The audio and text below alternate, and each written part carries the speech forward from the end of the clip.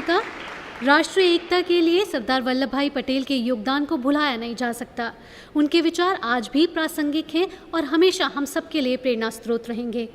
अगले प्रतिभागी हैं देवभूमि उत्तराखंड से रोहित सिंह रावत।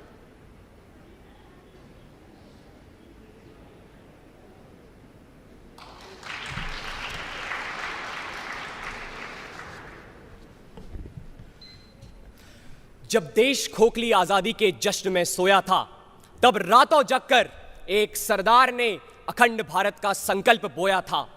562 बिखरी हुई रियासतों को कुछ यूं निखारा था कि आत्मसंदेह के अवशेषों को जोड़कर आज विश्व गुरु कहे जाने वाले भारत को उभारा था।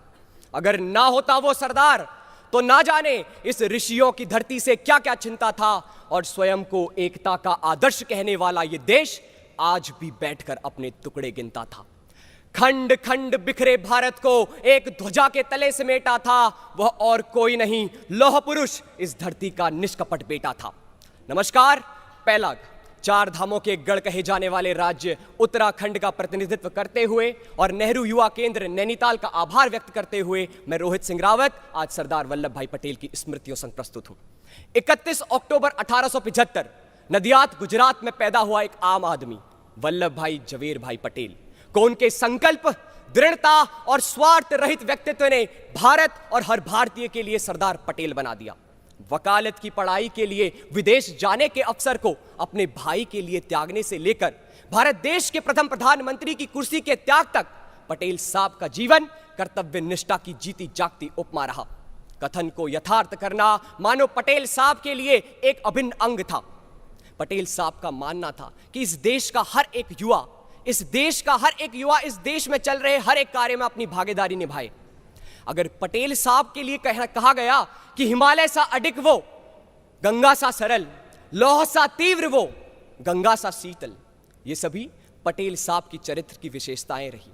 अपना कर्तव्य ही पटेल साहब के लिए सबसे उच्चतर था। अगर पटेल साहब ना होते तो यह देश आज 28 राज्य नहीं बल्कि 562 टुकड़े होते। अगर पटेल साहब ना होते तो अखंडता नहीं अव्यवस्था होती। अगर पटेल साहब ना होते तो यह देश आज जहां पर मैं खड़ा हूं, ये 130 करोड़ भारतीयों का भारत देश नहीं बल्कि 32 लाख वर्ग किलोमीटर की बंजर धरा मात्र होती।